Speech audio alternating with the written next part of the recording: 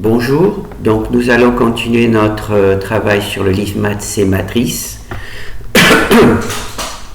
Alors aujourd'hui on est le 6 septembre 2024. Je vais vous expliquer pourquoi je vous donne la date.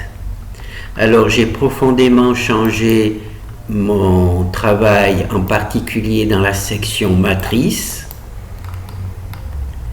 J'ai rajouté tout ça. En gros, j'ai rajouté tout ça. Donc, ça fait une dizaine de fonctions nouvelles et quelques modifications de fonctions anciennes. Donc, je ne peux pas vous donner la liste exacte. Ça serait un peu trop compliqué. Donc, je vous conseille de retélécharger la bibliothèque. D'accord ?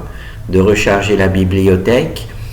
Et cela va vous prendre à peu près entre 1h30 et 2h. Moi, ça me prend à peu près 1h30 parce que j'ai l'habitude, mais ça peut vous prendre 2h aussi. Et donc, vous repartiriez de la bibliothèque à partir de 0, donc avec les bonnes fonctions. Alors, on va par exemple voir aujourd'hui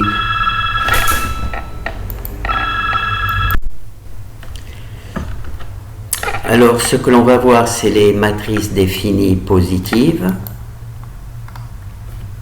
Alors, ce sont des matrices particulières qui ont la particularité d'être plus faciles à travailler. Alors, on va voir comment j'ai traité ça.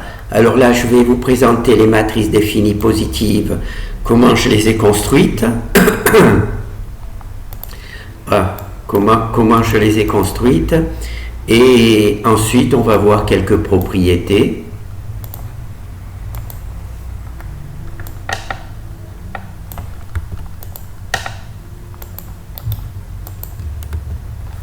Alors, pour construire une matrice définie positive, j'ai utilisé cette fonction. Alors, je vais mettre une petite virgule supplémentaire pour faire une erreur.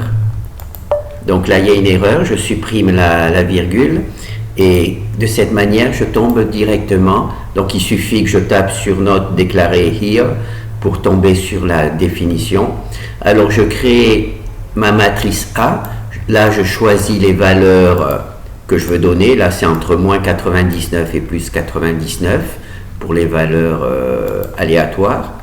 Alors, je crée dans ma fonction définie positive, je crée une matrice qui est orthonormale, d'accord? Cette matrice-là, elle est orthonormale. J'en prends la transposée, je crée une matrice diagonale, ici, et qu'elle est positive, c'est-à-dire toutes les valeurs sur la diagonale sont supérieures à 0. Il n'y a pas de 0, il n'y a pas de négatif, c'est toutes supérieures à 0. Et ensuite, je multiplie la matrice orthonormale par la matrice diagonale. C'est ici, je multiplie la matrice orthonormale. Et ensuite, j'obtiens donc cette matrice qui est la multiplication. Et là, je multiplie la matrice Q et D par la matrice transposée, celle-ci, et j'obtiens A. Donc, c'est comme ça que j'obtiens des matrices définies positives. D'accord ? Une matrice orthogonale, une matrice diagonale sur laquelle les valeurs sont uniquement positives, pas 0, tous supérieurs à 0, positives. On fait la multiplication. Cette multiplication, c'est QD, QT, la matrice orthonormale, multipliée par la matrice diagonale, multipliée par la matrice transposée de la matrice orthogonale, et on obtient la matrice A, qui est définie positive. Quand on va prendre l'inverse, donc les matrices définies positives, premièrement, elles ont toutes un inverse, elles sont toutes inversibles, et ensuite, leurs valeurs propres sont positives. Donc on va voir ça.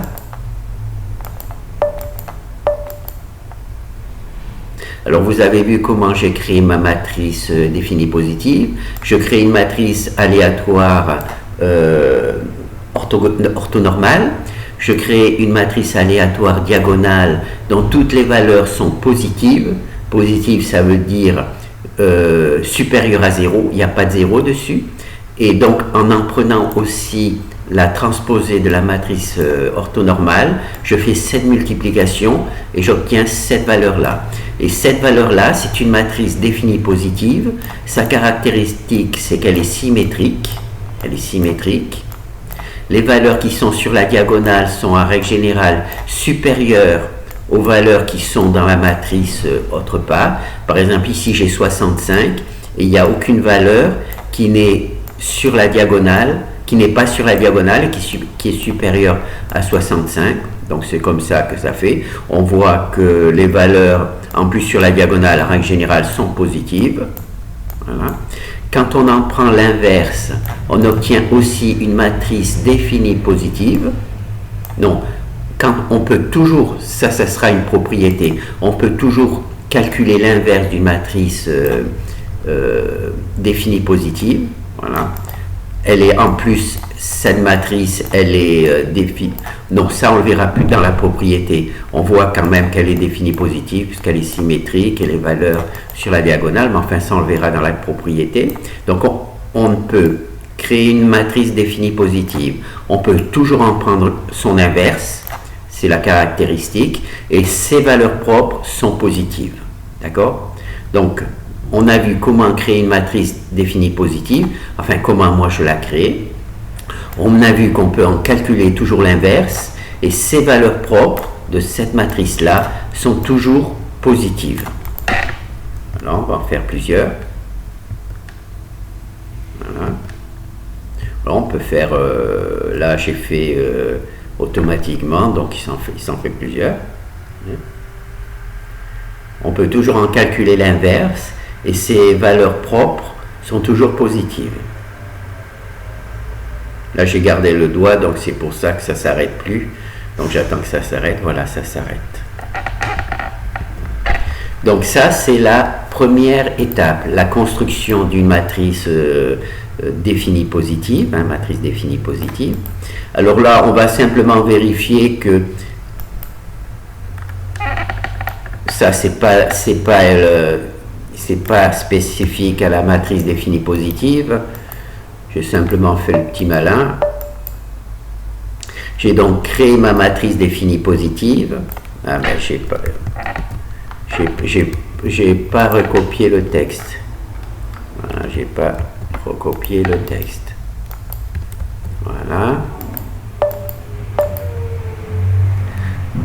Alors là, j'ai simplement créé ma matrice définie positive.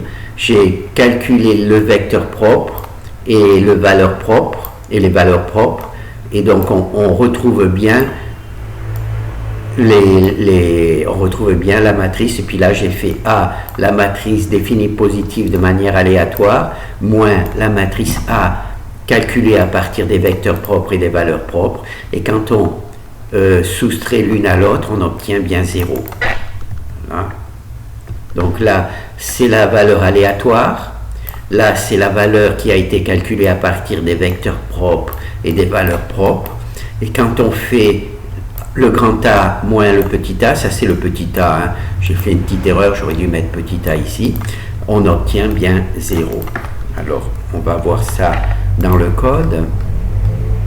Alors ici, je refais ma matrice définie positive, vous vous rappelez, deux matrices aléatoires, une diagonale et une orthonormale, ça me permet d'avoir ma matrice définie positive.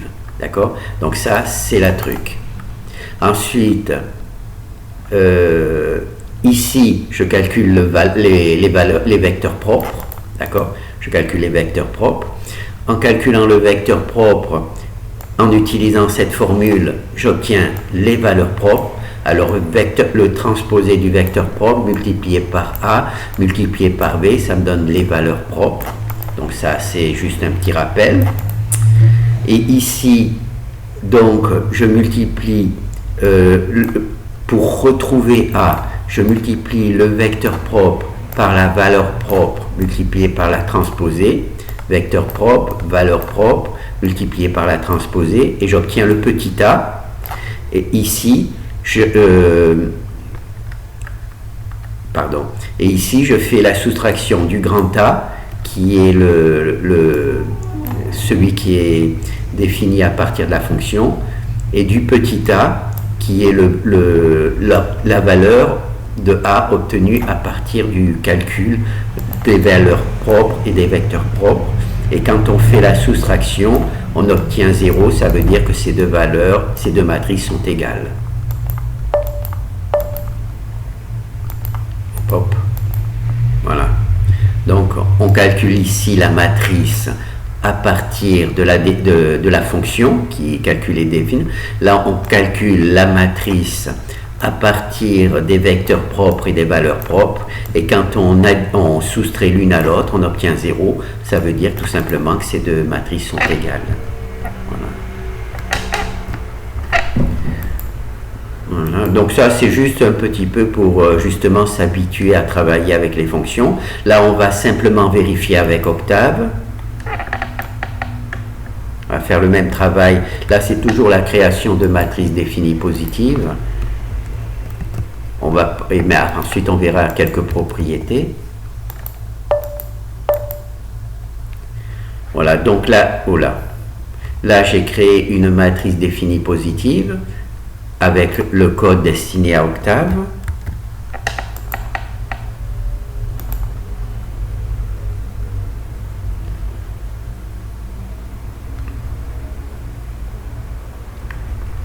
Alors, on va essayer de... Voilà. Ah bah non, on va faire l'inverse. Voilà, donc là, on a notre matrice définie positive du code pour Octave. Alors, ici, c'est chiant ça. Voilà.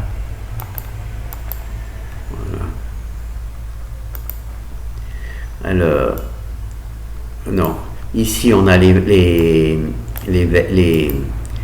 vecteurs propres. Voyez, on voit que c'est les mêmes. Il y a toujours le même problème, un petit problème de signe. Bon, truc. Par contre, on a les valeurs propres ici, 87, 44, 13, 1, et elles sont bien positives. Donc on va en faire un deuxième. Voilà. Alors là, je vais faire juste pour qu'il y ait un peu d'espace. Voilà. Alors là, c'est les nouvelles, les vecteurs propres, et là, c'est les valeurs propres. Alors là, Octave les met sur une diagonale, et moi là, je les ai mis sur une ligne. Voilà. Donc là, on va voir juste le code.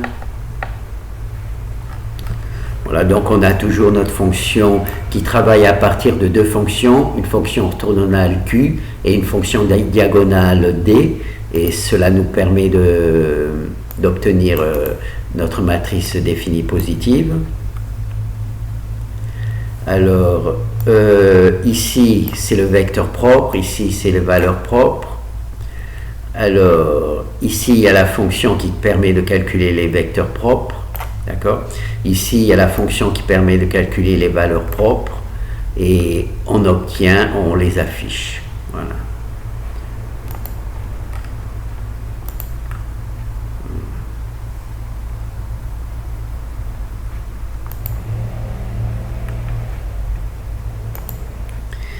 Alors, donc là, on a vu comment créer une matrice définie positive, enfin comment j'ai fait pour les créer, et on a vérifié que avec Octave, on obtenait les mêmes résultats, et qu'on pouvait bien, à partir des vecteurs propres et des valeurs propres, retrouver notre matrice définie positive.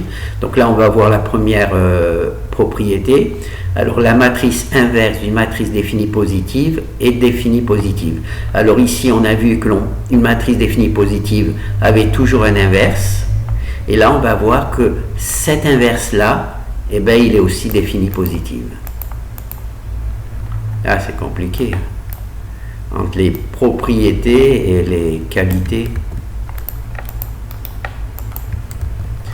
Alors toujours la même chose, on crée une matrice définie positive, on en prend l'inverse, et on calcule cette fois-ci les valeurs propres de l'inverse, pas de la matrice A.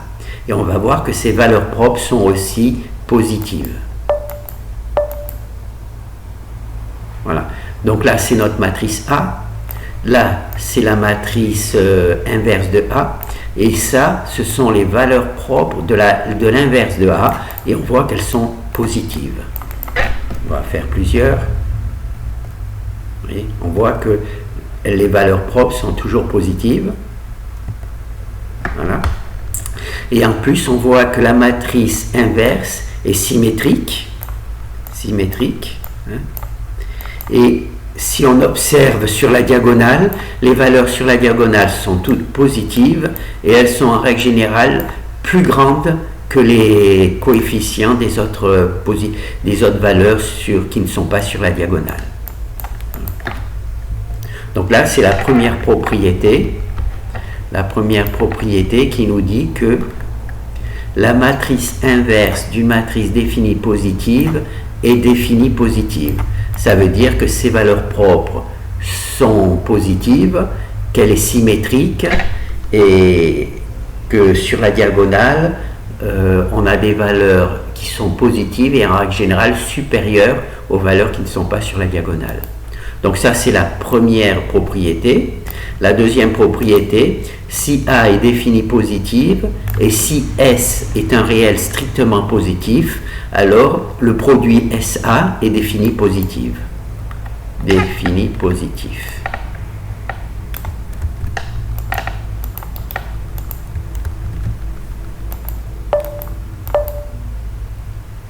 Alors on a une matrice définie positive, on se rappelle, on a besoin de deux matrices, Q qui est orthogonale, orthonormale, et D qui est une matrice diagonale avec des valeurs positives sur la diagonale.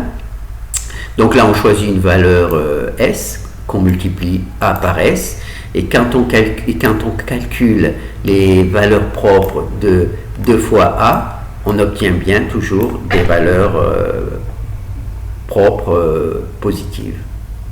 Voilà, là, on multiplie, là, toujours nos matrices définies positives, on la multiplie par 8, cette fois-ci, hein, et 8 multiplié par A, quand on en calcule les valeurs propres, on obtient toujours des valeurs positives. Ça veut dire qu'on peut multiplier une matrice A par une valeur propre. On multiplie une matrice A définie positive par un scalaire positif et on obtient toujours une matrice définie positive. Donc ça, c'est bon. Alors c'est ici, alors il y a la fonction définie positive. Là, on multiplie par, quand c'est multiplié de matrice, c'est multi, et quand il y a un petit S devant, c'est pour scalaire. Donc on multiplie ici par la matrice par le scalaire S. Là, le scalaire, c'est un nombre positif. Donc là, c'est random, positif, donc c'est un nombre entre 1 et 9. Là, s'il y avait 0, il aurait fallu ça. Mais comme là, s'il y avait un nombre entre moins 9 et 9, c'était ça. Là, c'est un nombre positif, c'est entre 1 et 9. Bon, on a vu que c'était 8 au dernier exemple. Entre 1 et 9. Et cette valeur-là est multipliée par A grâce à cette fonction. Et ici, on calcule les valeurs propres de la matrice SA, pas de la matrice A. Et on s'aperçoit que les valeurs sont bien positives. Et là, on affiche simplement le calcul. Donc là, c'est la deuxième propriété. La troisième propriété, c'est une matrice positive est définie positive si simplement sa matrice carrée est positive et inversible. Donc on va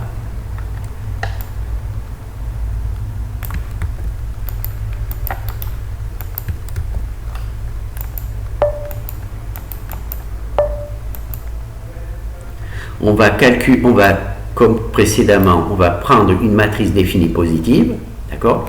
On va en calculer la racine, c'est un des travaux qu'on avait vu précédemment. Il suffit de calculer les valeurs propres de cette matrice et d'en prendre la racine de ces valeurs propres, et ensuite de multiplier par V et par T, et ça nous donne la matrice racine de A. C'est cette valeur-là, hein. Et quand on calcule cette matrice, on peut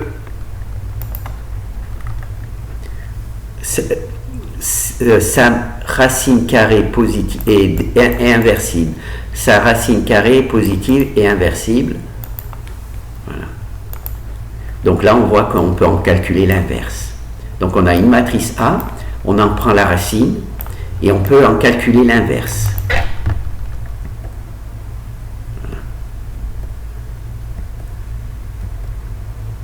Donc là, je n'ai pas vérifié que c'était bien l'inverse de truc, mais ça devrait être bon. Voilà. Alors, c'est ici, on a notre matrice définie positive, d'accord? Alors ici, on calcule les valeurs propres, les vecteurs propres, hein, CV, donc vecteur propre. On en prend aussi la transposée, puisqu'on aura besoin de la transposer. Là, on calcule les valeurs propres. Donc c'est cette formule-là, c'est A multiplié par la gauche par la transposée de V et par la droite par V. Ça nous donne les valeurs propres. Ces valeurs propres, on utilise cette fonction qui appelle la fonction racine sur les valeurs propres qui sont sur la diagonale. Ensuite, on recalcule la matrice racine de A. C'est cette formule-là, la racine de A. Donc on a la diagonale dont on a calculé les racines qu'on multiplie par la gauche par V et par la droite par VT, hein, par la transposée de V. Et on obtient la matrice racine de A. Et quand on calcule, on peut calculer l'inverse de cette matrice racine de A. Donc ça veut dire qu'elle est inversible. Et c'est juste la propriété qui dit que une matrice positive définie positive, si et seulement si sa racine carrée positive est inversible. Et là, on a vu qu'en effet, on peut bien calculer l'inverse de la racine de A. Notre matrice définie positive.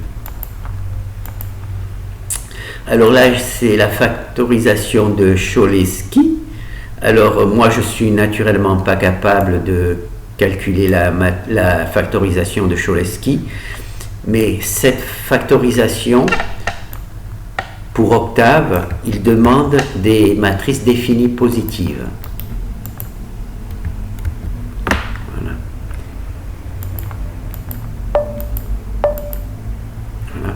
Donc là, j'ai ma matrice. Alors, une des propriétés, c'est que cette fonction de Octave, Cholesky, est-ce que c'est bien Cholesky? Cholesky, oui, donne deux factorisations, une L et une R. Voilà.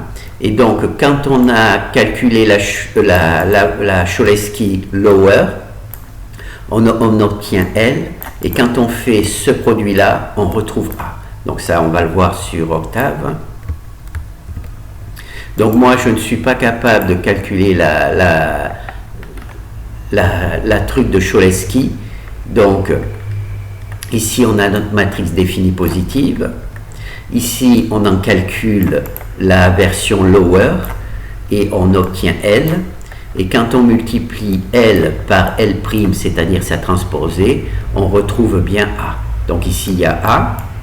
Hein, et ici, il y a le produit L par L', et on obtient A. Alors, la matrice L, c'est une matrice triangulaire. Elle est triangulaire. Voilà. Alors, on peut faire la même chose, mais avec la matrice, avec les fonctions définies positives. On demande R à la place de L. Donc là, il faut mettre upper au lieu de lower.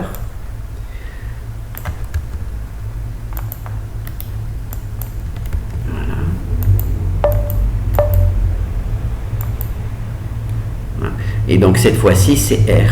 Alors dans cette version-là, dans lower, on voit que c'est L multiplié par L'. Et dans la fonction upper, c'est R' multiplié par R. Donc, on va voir à quoi ça correspond dans Octave. Voilà. Donc là, vous avez vu upper. Donc c'est une matrice R. Elle est triangulaire supérieure. Avec L ici, c'est triangulaire inférieur. Hein. Alors là, quand on multiplie L par L' par sa transposée, on retrouve A. Et là, quand on multiplie R' par R, on retrouve A. Voilà, là, il y a R par R', et là, on retrouve A. D'accord? Alors, pourquoi est-ce que j'ai fait ce travail?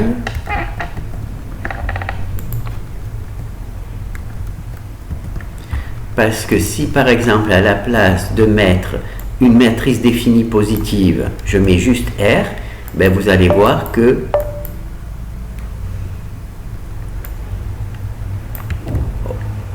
Octave refuse.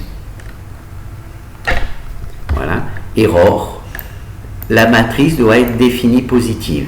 D'accord?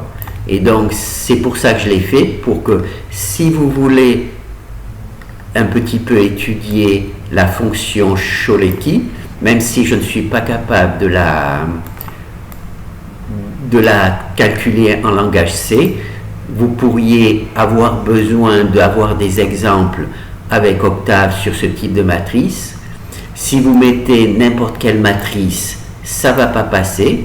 Il faut des matrices positives définies. Là, j'ai fait exprès de retirer la définie positive. Et maintenant, je la remets. Voilà. Et maintenant, j'ai donc bien la matrice que Octave attend. Voilà. Et là, j'ai bien la matrice parce qu'elle est définie positive. Donc, je me suis dit moi-même, je voulais savoir à quoi ça correspondait cette fonction Cholesky. Alors, Cholesky, que je ne dise pas, Cholesky. Donc, Cholesky nous donne deux matrices. Une matrice R triangulaire inférieure, non supérieure, une matrice R triangulaire supérieure, et une matrice L triangulaire inférieure, suivant que l'on met upper ou lower, d'accord? Et ces matrices nous permettent, quand on remultiplie R' par R ou L par RL', on retrouve A. Donc, j'ai fait ce travail pour que moi-même, je l'ai fait pour moi, bien entendu, hein, dans un premier temps, pour savoir à quoi ça correspond la fonction Cholesky, d'accord? Et donc là, j'ai vu que quand on met une matrice définie positive, on a le bon résultat. Si la matrice n'est pas définie positive, Cholesky ne fonctionne pas, d'accord? Ensuite, peut-être que j'essaierai de voir si j'arrive à trouver un algorithme qui permet de calculer ce type de matrice. Mais bien entendu, ce type de fonction. Mais bien entendu, dans Octave, il y a énormément de fonctions de ce type que je ne suis pas capable. Donc, je vais peut-être essayer de voir, de les tester à partir, en lui donnant les bonnes, en essayant de lui donner les bonnes matrices pour savoir comment cela fonctionne et quel est le résultat. Par exemple, là, j'ai appris que les matrices de Cholesky permettaient, suivant la commande que l'on veut, lower, donne une matrice inférieure, triangulaire, upper donne une matrice triangulaire supérieure, et quand on multiplie ces matrices, le L par sa transposée ou R par sa transposée, on retrouve A. Donc ça m'a permis de découvrir une fonction d'Octave, même si je ne suis pas capable de l'écrire en langage C.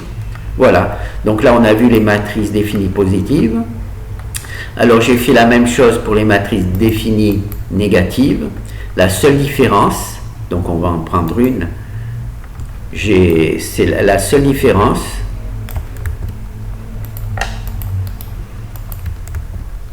donc c'est que les valeurs propres sont négatives, tout simplement. D'accord? Les valeurs propres sont négatives. Et on voit que sur la diagonale, les valeurs propres, les valeurs sur la diagonale sont aussi négatives. Ah ben non. Ah, la définie positive. Ah d'accord. Excusez-moi. Donc là, j'ai ma matrice définie négative. Et là, j'ai une des propriétés de cette matrice définie négative, c'est que si on la multiplie par moins 1, elle devient positive. Donc, voilà. Mais normalement, quand on a des matrices définies négatives, les valeurs sur la diagonale sont négatives et les valeurs propres sont négatives aussi, et on peut aussi en calculer l'inverse. Donc c'est les mêmes propriétés. Donc on va voir comment je l'ai écrit en langage C. Donc là c'est défini négative, donc je fais une petite erreur en rajoutant une virgule, je compile, donc je supprime l'erreur, et là je peux avoir directement sur le code, voilà ma fonction. Et en fait tout simplement la matrice diagonale, qui est ici positive, je la multiplie par moins 1 pour l'avoir négative, d'accord? Donc je fais exactement le même travail ici, multiplier Q par D, d'accord? Simplement D, comme il est positif, je le multiplie par moins 1. Voilà, je n'ai pas voulu écrire une matrice diagonale qui fait juste des valeurs négatives, Bon, ça aurait été plus intelligent. Donc là, c'est simplement pour vous montrer, j'ai multiplié par moins 1 la diagonale pour avoir justement une diagonale qui est négative et qui va me donner des matrices définies négatives. Voilà. Donc là, on ne va pas revoir ça puisque c'est exactement là où c'est possible. J'ai repris exactement le même truc. La seule chose que j'ai pas mis, je crois qu'il y en a une où on peut calculer la racine. Mais comme là, les valeurs sont négatives, on ne peut pas calculer la racine d'une matrice diagonale dont les valeurs sont négatives. Donc, on ne peut pas calculer la racine. Et Cholesky demande des valeurs définies positives. Donc, comme là, elles sont définies négatives, je pense que Cholesky ne sera pas capable de faire le travail. Voilà. Donc là, aujourd'hui, j'ai fait beaucoup de choses, symétrie, antisymétrie, matrice centrosymétrie. Donc c'est pour ça que je vous conseille de récupérer la bibliothèque en repartant de zéro, parce que j'ai ajouté beaucoup de fonctions, et une dizaine, et que je ne serai pas capable de vous dire où c'est que je les ai mis. Et puis c'est tout. Rien de particulier. Ensuite, là, on va voir une deuxième vidéo après sur les symétries, et puis je pense que c'est tout. Puis nilpotente. Voilà, merci.